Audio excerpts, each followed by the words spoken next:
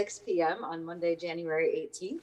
I'll call to order this regular meeting of the Winooski City Council. Please join us in the Pledge of Allegiance led by Deputy Mayor Hal Colston. I pledge allegiance to the flag of the United States of America and to the republic for which it stands, one nation, under God, indivisible, with liberty and justice for all. Thank you. Thank you. Agenda review. Any questions, concerns about the order of tonight's agenda? All right. Moving on to public comment. I don't see any members of the public in the Zoom attendance. Are there any present in council chambers? No. All right. So we'll move then to our consent agenda. Oh, actually, okay. I just saw someone join. So before moving on, we're at the public comment part of the meeting. If a member of the public wishes to speak on anything that's not included in tonight's agenda, now would be the time, and you could raise your hand in Zoom or put a message in the chat. And if you're here for something that's on the agenda, you can wait till we get to that point.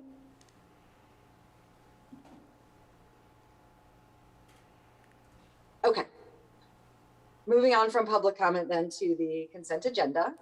We have our city council meeting minutes from January 10, accounts payable warrant for January 13, and payroll warrant for the period of 12/26 to 1/08, and our annual mileage certification. Are there any questions about the consent agenda items? Any questions for members of the public? All right. Do I have a motion to approve the consent agenda? So moved. Second. Second. Motion by Jim, second by Bryn. All those in favor, please say aye. Aye. Aye. Motion carries. Thank you. All right. Council reports. Bryn, would you like to start? Sure. Don't have a ton to report. We do have another departure on the Municipal Infrastructure Commission. Our chair, our longtime chair, Laura Dooley-Galecki, is stepping down after 7 years. A remarkable tenure that will be hard to fill. We will certainly miss her skill and commitment to the commission a great deal. So we anticipate having some new members on board in the near future. Should be completing interviews this week and hopefully coming to the council next week. If not next week, then certainly early February. So a little bit more, a couple more changes there, but we will certainly miss everyone that has committed their time to the Infrastructure Commission and welcome new folks to the commission as they have interest. So there's that, and also wanted to mention that the American Red Cross is doing a blood drive at the Senior Center on Friday, and there might be some slots left to donate. So I believe we might have a link to that on some of our city social media pages, if not in the Front Porch Forum, but certainly want to encourage folks to donate blood if they are able to. Other than that, I don't have any other updates. Hal, any updates from you? The only update I have is that the legislature is now back in session as a hybrid format. So I just got back from Montpelier. It's great to be in person with most of my committee members. And I don't feel like a Zoom zombie right now. So That's great. Thanks, Hal. Except for these meetings. Jim, any council reports? Nothing to report on that happened over the past week, but we do have an off-cycle Housing Commission meeting this coming Thursday at 6 p.m. Due to scheduling conflicts, we aren't holding it at our normal fourth Monday time. And we are going to be discussing the Housing Trust Fund rollout, as well as continuing our discussion around housing quality issues. So certainly invite any members of the public to participate in that discussion if you have something to share or want to learn more about the Commission's work. Thank you. And Mike? Hello, everybody. I have nothing to report tonight. Thank you. I have two updates. Last week, the Finance Commission met, reviewed ARPA outreach plans with staff, So just as a update, Angela and Yaz are coordinating some community meetings with community members to get some initial input on how the pandemic has impacted them. We'll have similar conversations via commissions in February. Also got their input on the budget presentation that I've been working with Wendy and Angela on for town meeting day, which will finalize after next week's final vote. Planning Commission also met last week. Eric presented them with some potential zoning changes that could be made throughout our regulations in support of trying to incentivize the creation of more 3-bedroom and larger housing following the conversation that we had at council late last year. That conversation will continue at their next meeting next Thursday. So not this week, but the following. And then want to update you all that our consultant has posted the city manager role again. It's back out there. I'm connecting with the school board this week to finalize who from there will be participating in our search committee to help with the semifinal selections. Once that is all ironed out, I'll provide another more detailed update here. And with that, I will pass it to Wendy for city updates. Great, thank you, Mary. I just have a couple of items. One is the weekend storm and the cleanup following. It was the first storm of the season, and the first significant storm, and we appreciate everyone's help. Thanks for getting your cars off the road, and we were able, because of the 2-day closure, to clear up some ice that had established, so that's good. And then an update on the election coming up. As you know, we have 2 open seats, and the legislation not allowing petitions to be submitted without signatures has passed. And my understanding is it has been signed by the governor. So Hal, if you could set me straight if that's not correct. So folks who are interested in running can download a petition from our website or come to the clerk's office and get one. And they do not need signatures this year. They do need to be returned to the clerk by the 24th, by next Monday. What time? What day? 5. 5 p.m.? Yes. Okay, thank you. And that's all I have. Thank you. Great, thank you. So moving into our regular items, the first item on the agenda is discussion of the FY23 budget. So we have seen all of our presentations from staff, received the information. Next Monday, we'll make our final vote on what we will present to voters on town meeting day. Tonight's an opportunity to ask any questions you have of staff, request any additional information that you would like to see. And also discuss, if you want to discuss as a council, things that you're thinking about. It's open space.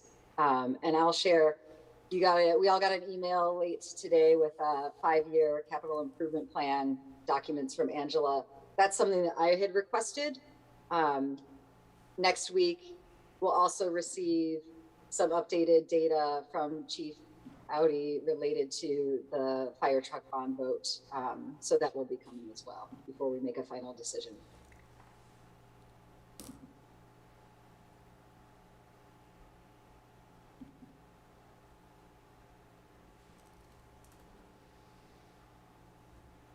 Oh, I can ask, I'll start because I do have a question. At our recent meeting where we saw the raised assessment from Green Mountain Transit came in higher than projected in the budget. Angela, I think you said that you had a plan to cover that gap. So just wanted to confirm that and hear a little more.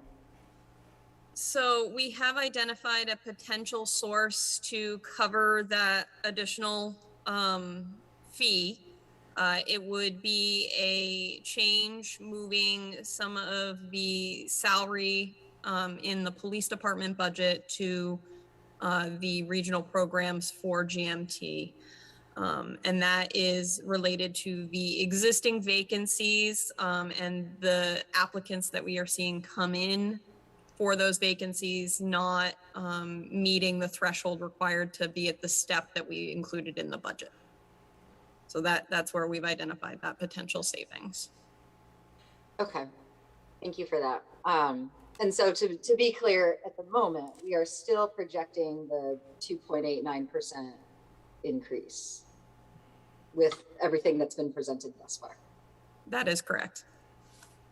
And then it might be helpful to hear what you all are thinking if the consumer price index comes in substantially higher than what's currently budgeted for, or what you can share so far. So I did respond to a question about this earlier.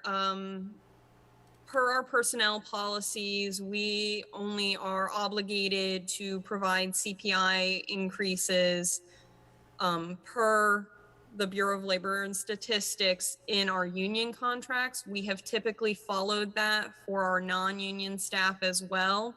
The non-union policies simply state that you have a cost of living increase annually, and it can be just what we've got in the budget, which means that our unions would potentially increase more than non-union staff. That could cause pay scale compression issues with management and leadership positions being paid less than union members in the future. The current AFSCME contract is also expiring on June 30th of this fiscal year. And so that is up for negotiation right now. So there's the potential that we could negotiate with them regarding the CPI for the coming year. However, the police union contract is newly in effect. This is the first year of a 3-year contract for them. Thanks, Angela. So I think that's just something for everyone on council to be aware of. If, these numbers are super high next year, or after these votes are taken, we could be in some hard conversations. And they are currently trending high in the projections. I've gone back to the website that we use for our estimates for February to February. In September, they were estimating 3.5. In October, they were still 3.5. They are now projecting 6.5% for February to February. This is, I believe, the December to December amount that came out is 7%. And I've heard that that is the highest that CPI has been in 40 years.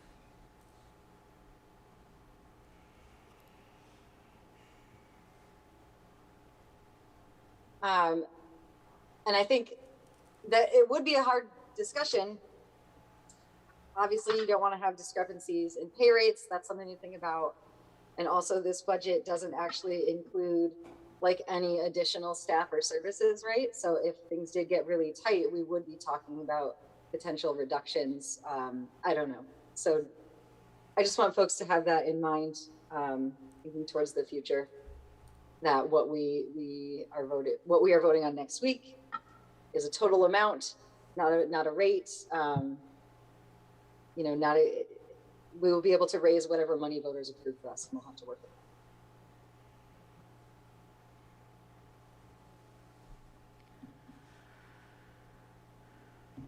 Do any other member, Bryn, go ahead. Yeah, I have a question.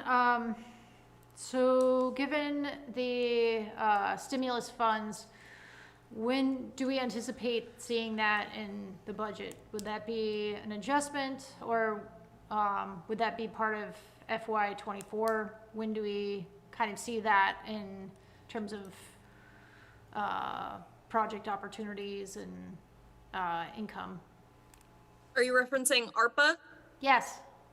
We have ARPA money already in hand. We have about $1 million. ARPA money is being tracked separately in its own fund so that we are better able to provide grant reporting when we need to turn that over to the federal government. At this point, we are not projecting to use that for general city operations, though the new final rule that was issued by the Treasury gives us a little bit of latitude in that. But it would not be a long-term solution. We would eventually need to increase taxes to offset those ARPA dollars as they phase out. So, If we use them for operating. If we were to costs. use them for operating costs, yep. so how would we see that in the budget? You are not going to see that in the budget. The ARPA fund is not a budgeted fund. It will be brought back to council for authorization for programs when we start making funding allocations other than things that council has already authorized, which includes mask purchases for PPE for the public and staff. Okay, great. Yeah, and to add to that, you know, after the sort of community conversations this month and in February, we still have a goal of putting out a community survey in March, and then being able to receive that information to make some allocation decisions this spring.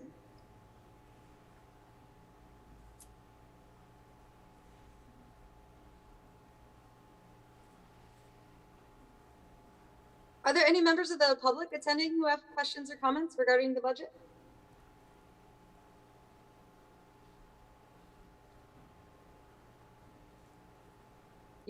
Jim, go ahead. Thanks. Sorry, I was a little bit quick there. I hope it didn't cut off time for public comment. I'm curious.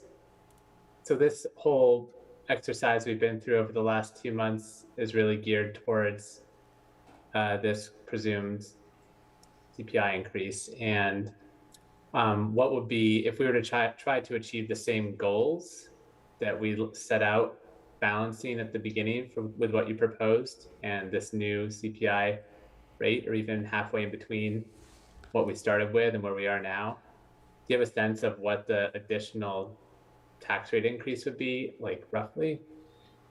So I did do the math on this for the mayor. The estimated impact to the general fund is approximately $126,000, or about 2.5 cents. And do our liabilities in future years, and presume that pay rates negotiated with union contracts aren't going to be going down if there was a negative change in the CPI, or at least a very low, I'm assuming there's a floor and then the CPI increase above that? They do have tiered COLA negotiated into their contract right now. The lowest is 1%, I believe, in both contracts, maybe 1.5%. All right, well, I will, it's hard to change course and pace at this point in the process, and I appreciate the sense that we can make these decisions later, but I think we are at a point where it's probably prudent to at least talk about trying to still achieve the goals, what we need to do for the tax rate.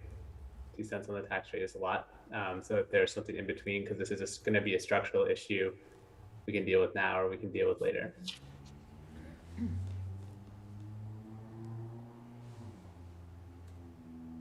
Yeah, and I think we're pushing a 3% increase as is, which is higher than you want to see, right? But I think given where the CPI is coming in, it's good that staff has even been able to bring it under 3 potentially and still maintain the services and things that we are looking for.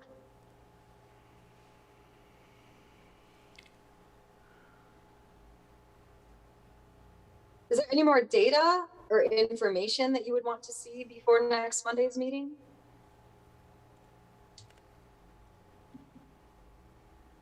Bryn, go ahead.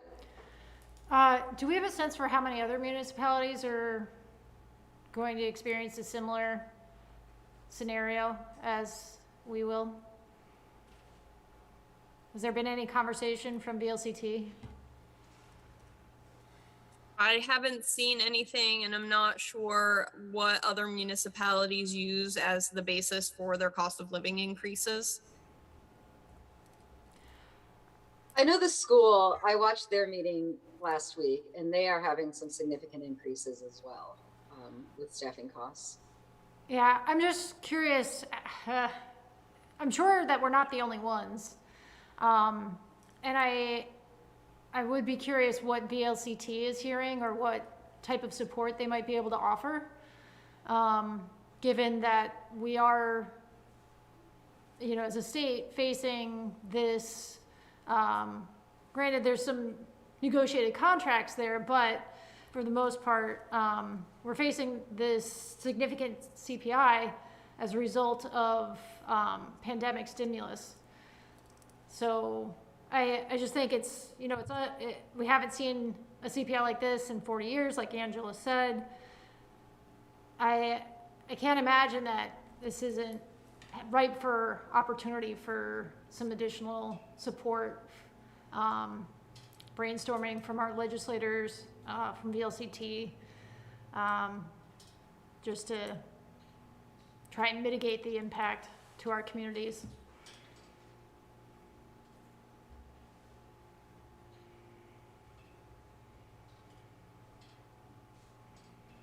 I haven't seen any guidance come out from VLCT. Haven't I mean, I either. think Yeah. everybody everywhere is facing escalating costs.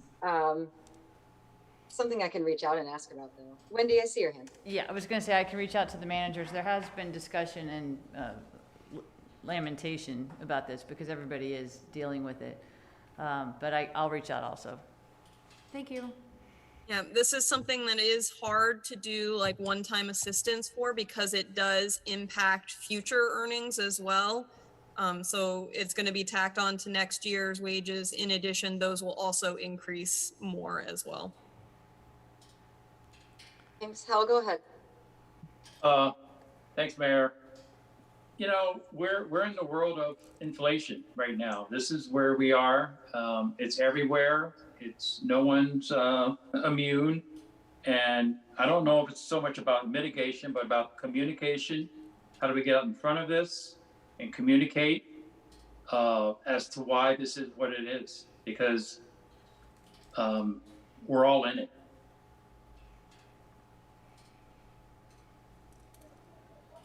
Yeah, it was running the draft budget presentation by the Finance Commission was actually helpful. You know, something that got called out there was making sure we do share, like, the costs are going up this much, but the city has managed to increase the rate even lower than that. So, like, we are doing work here.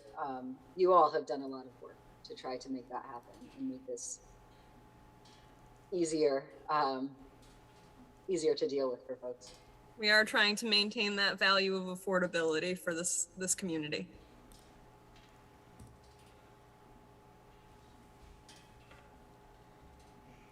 Thank you.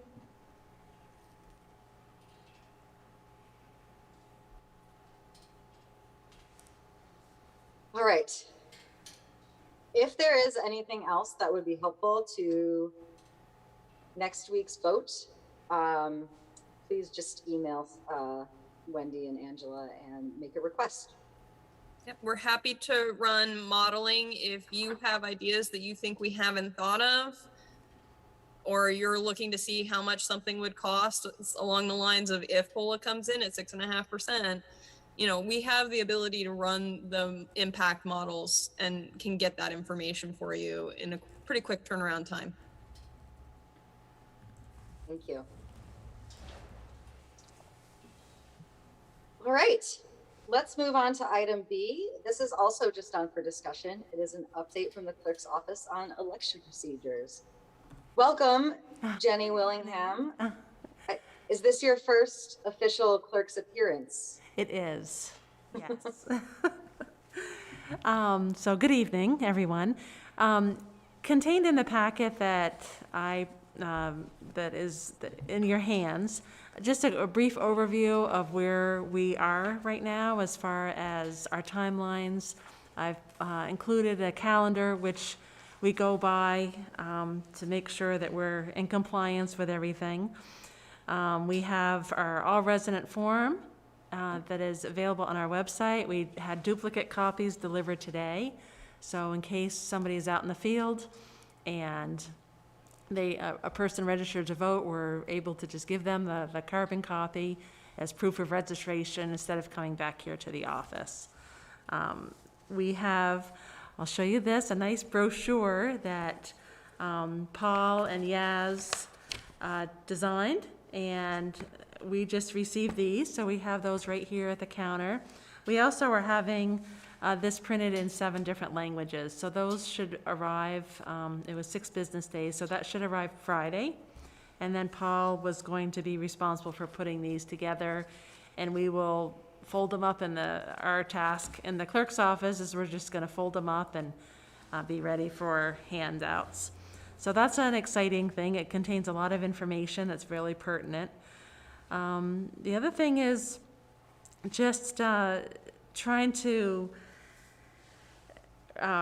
wrap our heads around the logistics of how this is going forward. And so John Odom is the Montpelier City Clerk, who's also has all resident voting.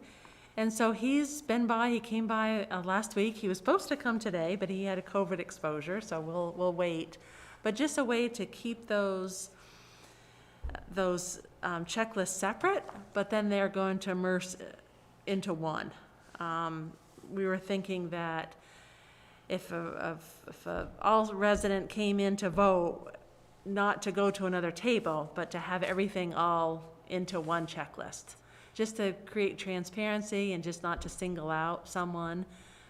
If we have any poll watchers that are observing that, so everybody's just going to go in the same lines. We'll have the one checklist that we're going to merge together.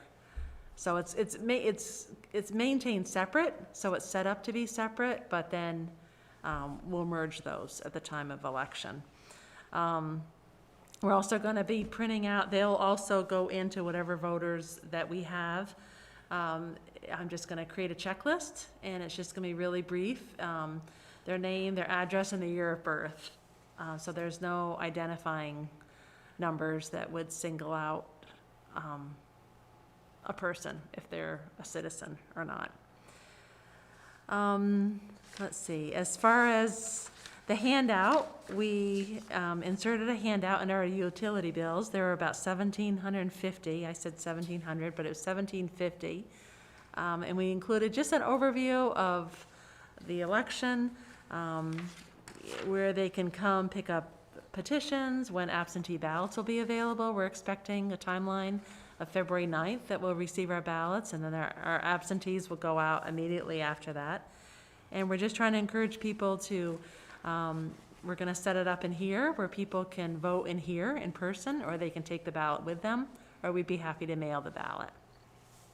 We do email our ballots to our overseas and military personnel, so they will print out the ballot and send it back. So we just have to make sure that everything is returned to us by March 1st at 7 p.m. when the polls close. So hopefully the insert gave some insight on this. To date, we have had one petition that is complete. He actually picked up the petition and brought it in. His signatures, he already had the signatures, so I verified that today and told him that he was all set. Like we mentioned earlier, I will be here next Monday until 5 to accept any petitions.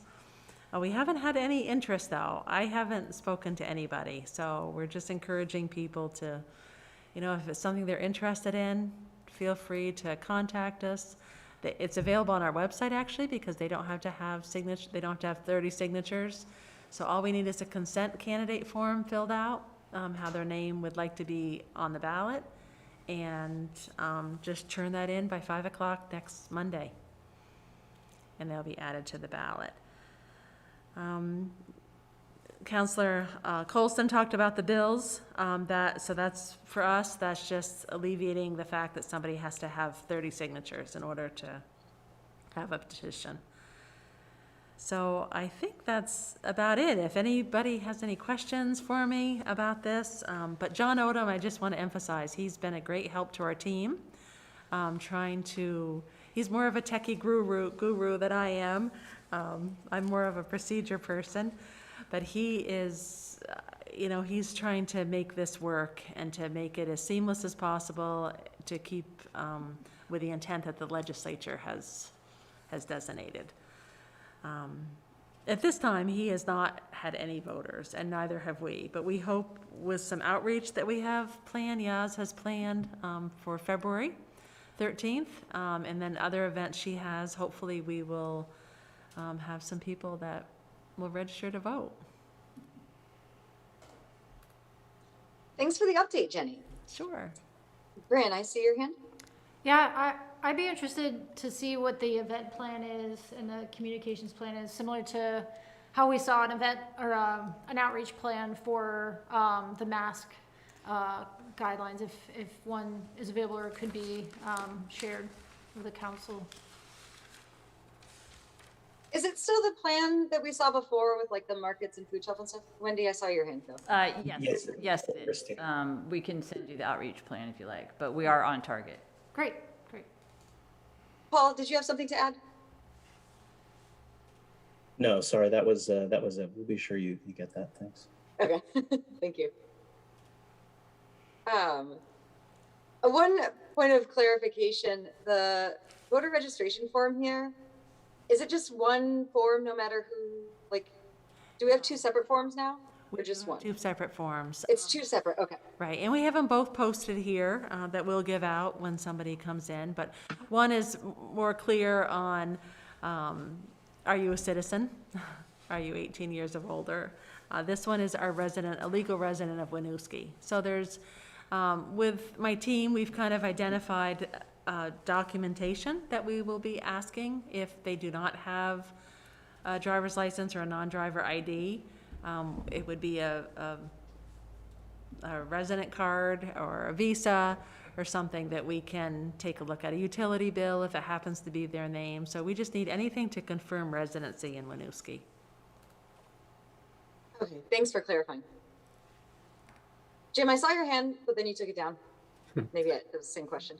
No, I was gonna ask more about the road shows and opportunities to be out there speaking with folks about this. When there are dates scheduled, I guess I'm curious if dates are kind of coming together or when we might know, just so that I would love to participate if possible, when helpful. So if there are dates to block or hold, that'd be great to know soon. Hi, Jim. That's a great question. I just wanted to jump in to let you know that, we are constantly thinking about and taking into account what is going on with the Omicron variant right now. And so at this point in time, what we are doing in place of the actual in-person road shows is we are setting up tabling at these events that it's going to be kind of like an information booth. But it is not going to have a live person who is available there. It's going to have all of the information available for folks to pick up on their own, and then have resources for them to reach out with questions. We are going to be, fingers crossed, holding a community info night on voting on February. It's going to be scheduled for February 13th at the O'Brien Community Center. That's a Sunday evening. And we are going to have interpreters there for the same languages that were being translated, that the samples were being translated for. There are 8. And we're hoping to have that in person. We're hoping to do more in-person things, but we are trying to keep an eye on what's going on in our community, because we are absolutely trying to prioritize the health and safety of all of our residents. And so asking people to come in, at this point in time is not something we felt would be very safe. And asking our staff to be able to be in person, we didn't feel like it would be a good decision at this point in time either. But we are able to pivot to in person if we do come down off that off of this rise anytime soon. So we'll see what happens. But for now, we're trying to keep things COVID safe as possible. Okay, thanks for the update, Yes. Hal? Thanks, Mayor. Yeah, I'm just reminded when Councilor Duncan talked about, a road show. I remember when I first ran for the legislature 4 years ago as a write-in, which I don't recommend. But I remember meeting with different groups of new Americans and literally having a sample ballot to walk them through what it means to vote. We just can't assume they all understand if they're first-time voters. So I would give real careful thought to how the road show really plays out as an educational forum. So we did create a voting process, which is a step-by-step for when somebody is registering to vote or whether they register prior to that. So we have created that. Hopefully that will be of some assistance. We're going to have people there to direct people, just to try to help them as much. We're also having the ballots printed in 7 languages. So those, that'll be about 48 hours after I scan the ballot to them. We'll have those, and we're just going to take one of each of the languages and laminate it and have that available at the polls. We'll have them here first in case we have people, but to bring those to the polls. So those will be in the 7 languages that are most common. Yes, and also we have the videos that were recorded for the previous election cycle that actually do exactly what you were just describing, how that outline what it looks like to go in and vote, the process really shows people. We have those circulating everywhere, and we also have, Paul's really awesome with developing QR codes to be able to lead folks on the written materials to those videos. So those are all included in all of the written and printed materials as well. And that's also one of the goals of the information night is for Jenny will be in attendance as well for that night. And so for folks to come in who do have questions about what it looks like, you know, what's to be expected, what's going to happen when they get there, we're hoping that city staff are able to guide them through that process on that night in whatever form that's going to take.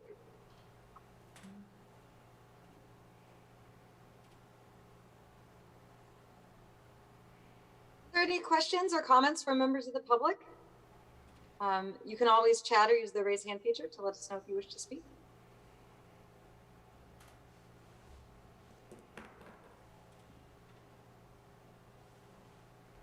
There's a question in the chat about the library partnering.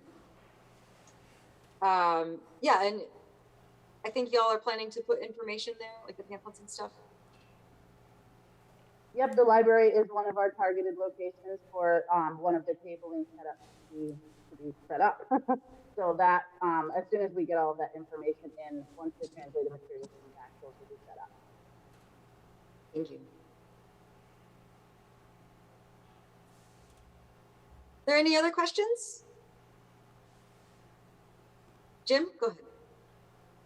And I apologize if this was covered before, but since I noticed we have one of our school board members in attendance as well, I'm curious how the communication is going to work for when we move from budget voting to budget presentations and kind of shared messaging with the school. Is that already part of it for them to be talking about this process and how to access it, since it will govern both school board or school and municipal elections?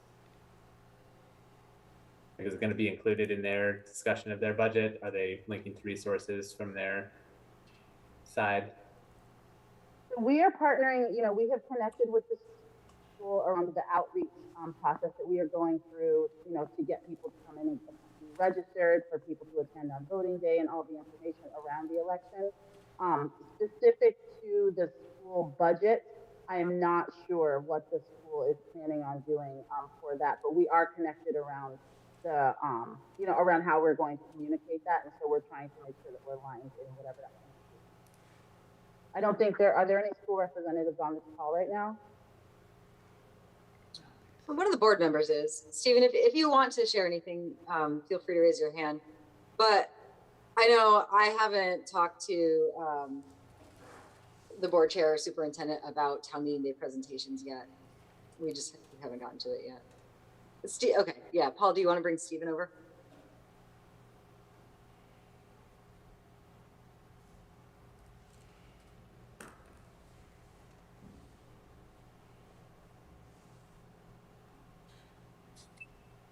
Hi, good evening. Sorry, thank you. I walked into the room and heard something about school board members. How can I help? Yeah, we're just, I haven't coordinated with Tori or Sean or anything yet, but just talking about as we present our budgets or communicate about each of our budgets and our open seats through the community, have we given you all enough information on all resident voting yet? Gosh, So our budget presentations are going to be led by our finance subcommittee members who are Kamal and Alex.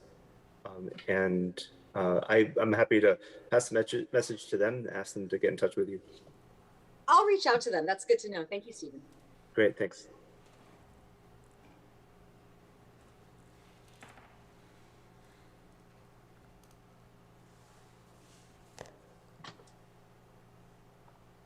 Are there any other questions, comments on elections outreach?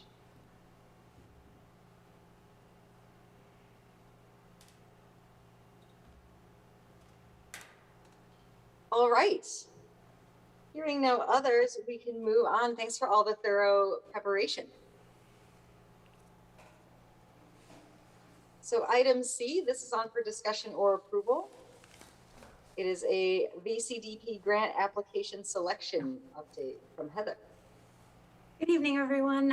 So we find ourselves in a unique position this year where we have so much development going on that I actually have 3 competing projects requesting that the city submit a Vermont Community Development Program grant application. But per the guidelines of that grant program, we are only allowed as a municipality to submit 1 implementation grant project, and all 3 of those fall under the implementation grant criteria. So rather than, generally this would be a pretty easy decision that's made operationally by staff, but because they are 3 good projects from 3 community partners that all do to some extent meet some of our master plan goals, I thought it would be best to bring it to City Council instead of making what could appear to be an arbitrary staff biased decision. So I brought to you tonight a rubric that is based on looking at the overall benefit to our community, since staff time is actually paid for by our taxpayers. Looking at what those benefits would be of each of these projects to our taxpayers would be one way of looking at how to make the decision about allocating staff time. These do have to be submitted by the municipality. I have done a couple of them successfully in the past, and they are a pretty heavy lift. So it's a significant amount of work over a period of months.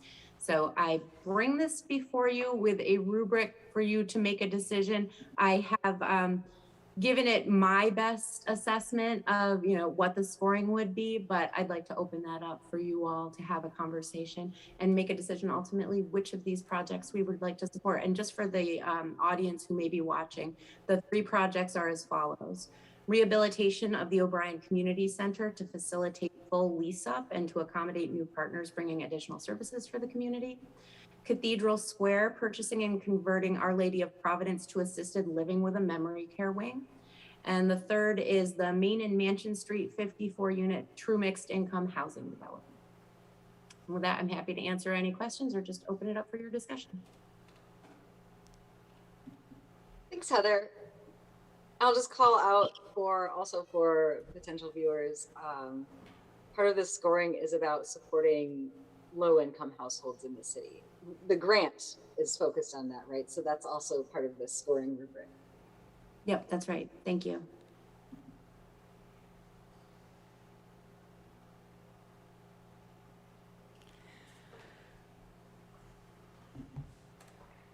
Bryn. Thanks for putting this together, Heather. I really appreciate the detail and a draft rubric to review. Can you, speaking of the rubric specifically, can you just go over that? 1 is a summary, and then 2 is are you pulling criteria from the application requirements? Is that kind of compiled in here with what you think our best hit is at that is? Yeah, there. A last thing is just the, if you could just go provide a little bit more detail on the asterisk itself. Oh, sure thing. Yep. So for the scoring criteria, I used a couple of different things that I was looking at. One of them would be what would be most competitive with the grant. So in looking at the number of low-income households to benefit, that's one of the goals of the grant. It's low to moderate. The reason that I used an asterisk and created a specific line of low-income households below 60% area median income is because one of the projects very specifically serves people at that lower level. So in order to normalize the data across all three of the projects, I didn't include all the low to moderate income in Winooski. I made it all of the low income within that same bracket. So it was really just about normalizing the data across them, or it would have been biased data for you. The other thing that I've used besides the eligibility and scoring criteria for the grant is really looking at how it aligns with the priorities that our community has established. And that's through the master plan goals and through the city council annual priorities and strategies. So just making sure that we are keeping staff focused on the priorities that we've identified and that will provide the benefit to the community that we're looking for this year. And then, not second guessing you at all, is there any chance that any of these projects would fit into one of the other grant categories? Not really, no. And then this is an annual opportunity, is that correct? No, it's more frequent than that. Oh. There will also be a fall cycle. So it really was all of them were looking for that April application. We don't yet have the dates of that cycle, but generally there is one in September or so. Okay. It comes a few months later. So, you know, there are more opportunities. It's we're all competing for the same slot. Okay, great. That is very useful information. Thank you.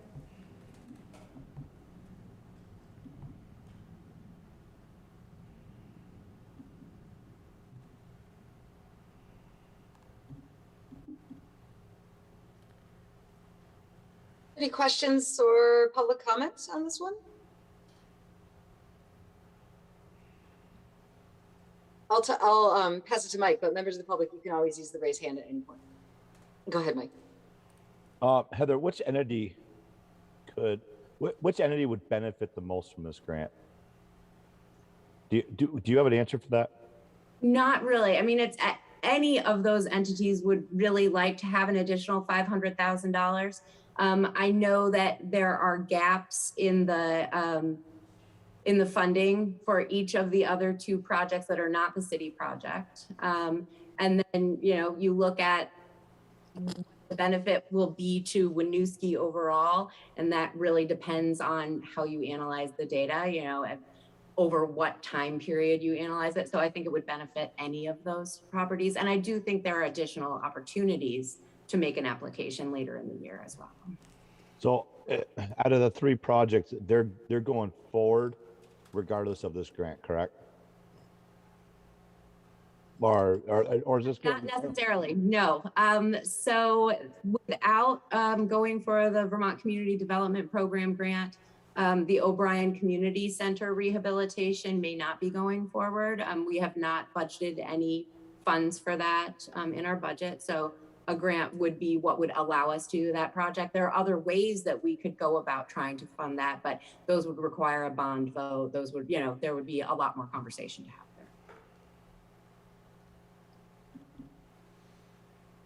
there. All right. I'm confused about the O'Brien Center one. So that's why I think. So what I can tell you is this, that we are having conversations with partners, as you know. They are confidential at this point in time, so we're not able to share that. And if we were to get a Vermont Community Development Program grant, that would allow for us to start on rehabilitation of spaces within the O'Brien Community Center, which could then be utilized to accommodate some of the partners that we've been in discussions with, that can provide some of the services that our community has expressed interest in. Thank you. Mm-hmm.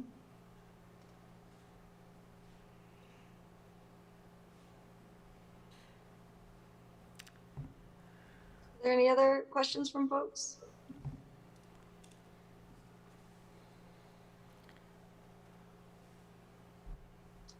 I'll say I personally agree with the rubric findings, right? Like based on the program, reading through the program qualifications and considering these three projects, I see the O'Brien Center rehab as having a greater value and impact for the intended audience.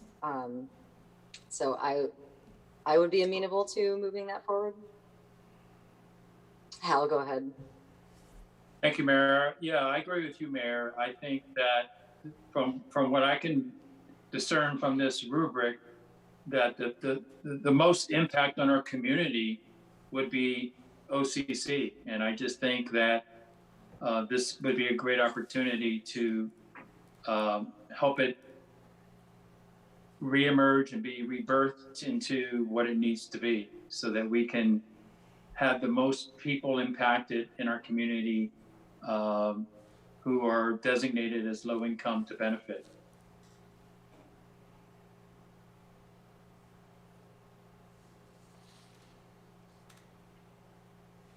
Jim, go ahead.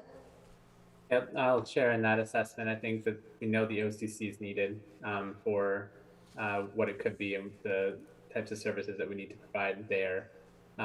If this gets us a step closer to realizing that and making this place what it could be, I'm all for it.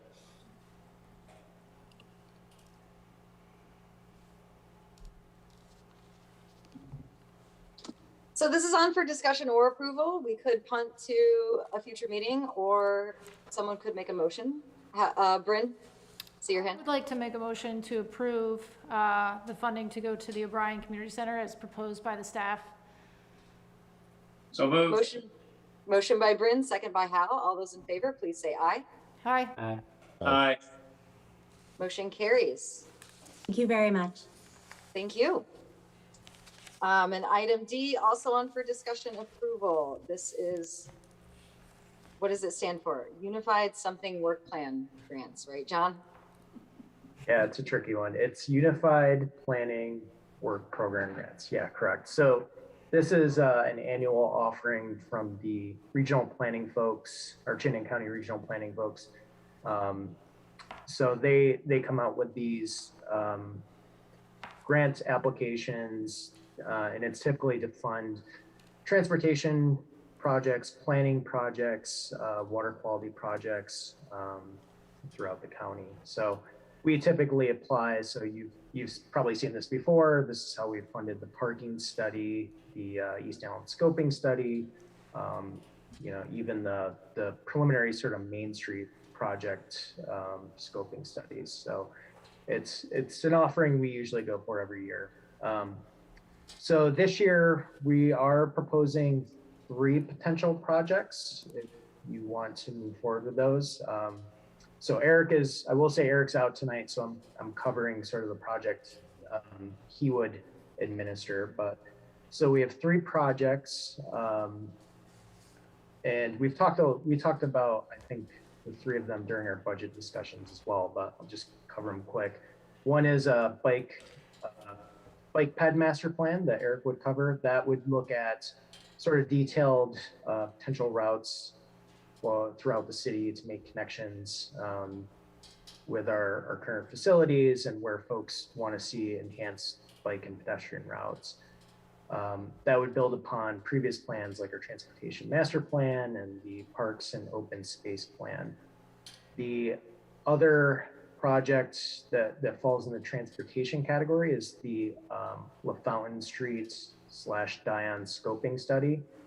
We talked about that one kind of in detail during the budget, but that is a pretty typical scoping study type project where we're looking at potential alternatives if we move to do a reconstruction project on that corridor in the future.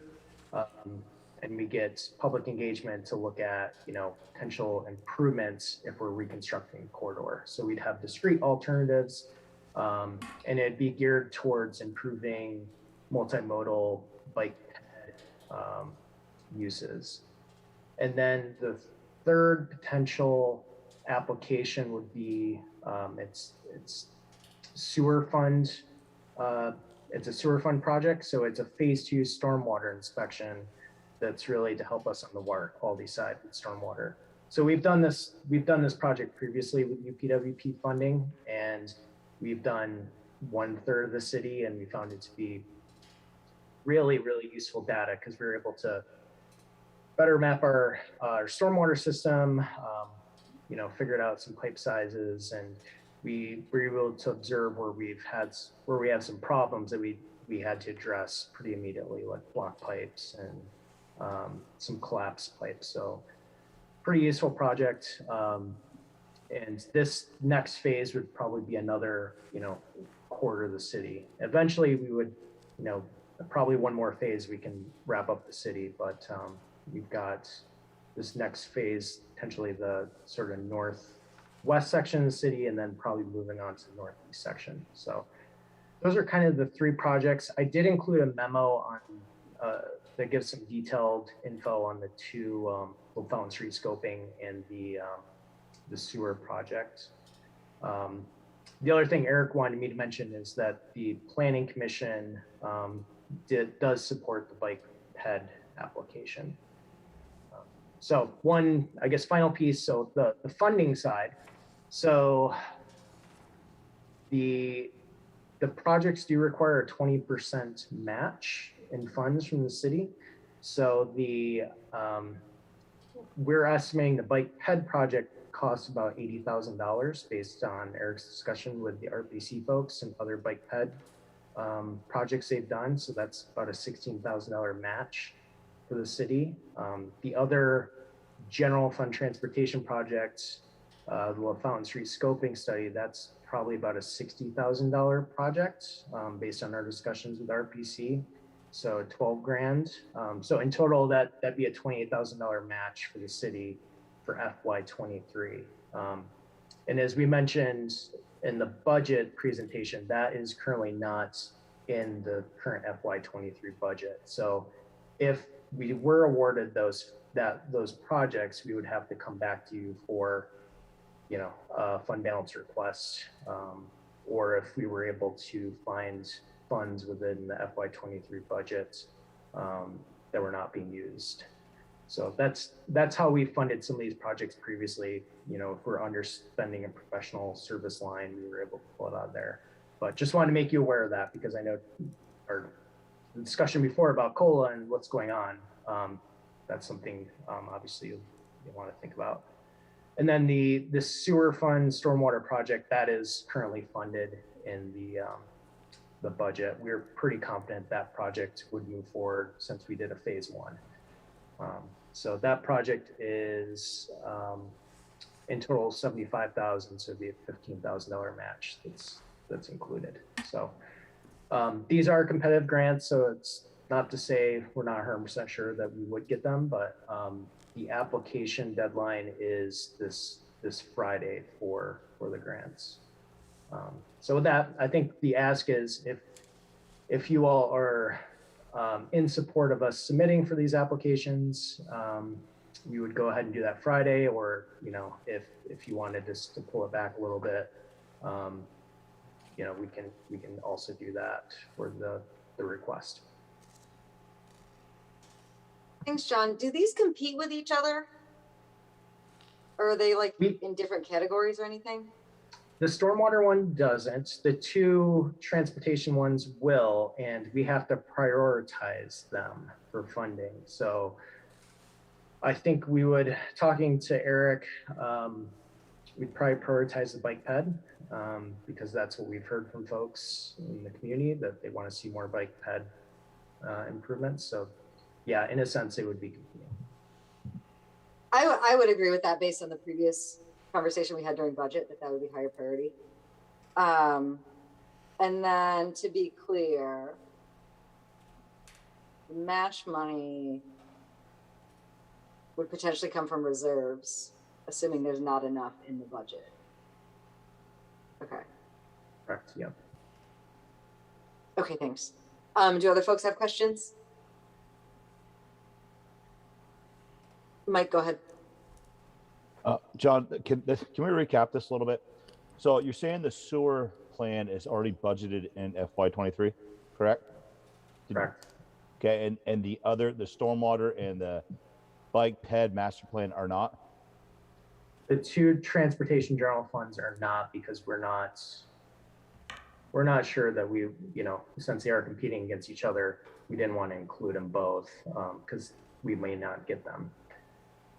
Okay, because if they're not already in there and we have to add that on something that we're already high on. I was thinking of trying to find a question on how to ask to the council and city staffers on how we can cut back the budget through all departments so it's not so high, especially if the CIP comes in high. I'm not sure if I'm comfortable with adding something to something that's not budgeted yet in FY23. I don't know how others feel about that, but The request is not to add this to the FY23 budget. If the grant is awarded, we would come back to council for a request for assignment of reserves.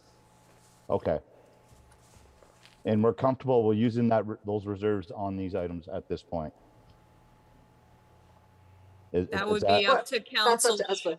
Well, Yeah, no, that's what I'm asking. I mean, you wouldn't be authorizing that right now. What we would do is we would come back to you if this is awarded to the city and say, okay, we've been awarded the funds. Now we would like to request the use of reserves. We wouldn't want to do that ahead of time because you could potentially assign the use of reserves for a grant that's not awarded. So we would not come to you until we've been told that we have access to those funds. Yeah, And we just timing wise. Oh, sorry. Go ahead. I was just gonna say, we have like 970,000 unassigned reserves. Yep. Go ahead. Sorry. And if at the time we brought back to you the project with a request for assignment of reserves, something had changed where we are no longer comfortable assigning reserves to that, if the council chose to decline, we could decline the award. As long as we did not execute a grant agreement, we can always decline funding. Yeah, and I was just going to clarify. So the schedule for this grant is submission Friday. We wouldn't hear until May, usually mid-May, what's been awarded, and then the projects would get. If we decided to accept the project and move forward, it wouldn't be till July.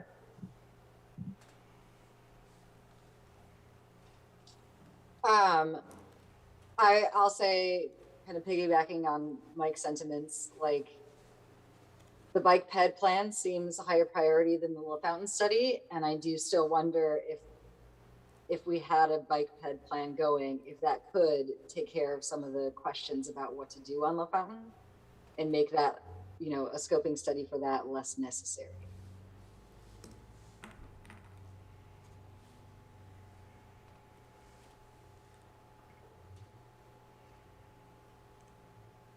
Jim? I'll just say I'm in support of spending $1 and getting 4. So I think getting these applications in, even if it means we're gonna have to allocate reserves, makes sense to me.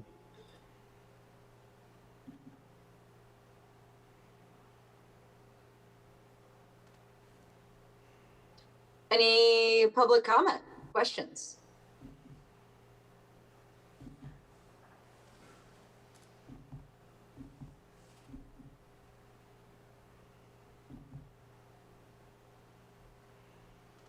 Are there any more council questions?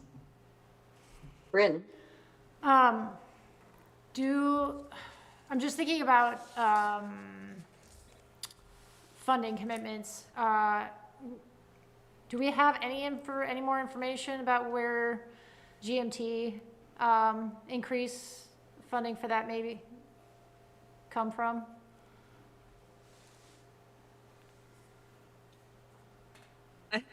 Happy to explain.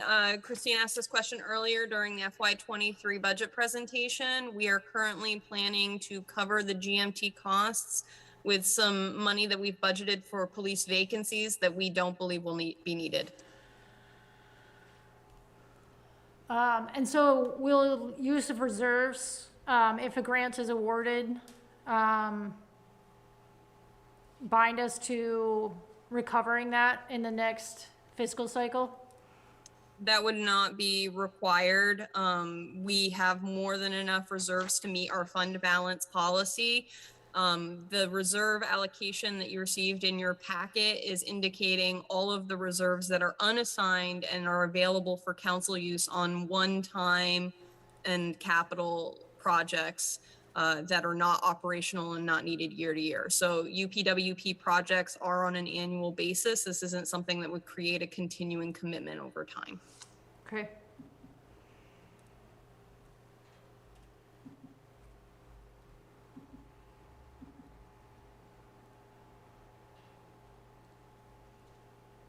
So I think somebody wants to make a motion because I feel like we want at least some of this.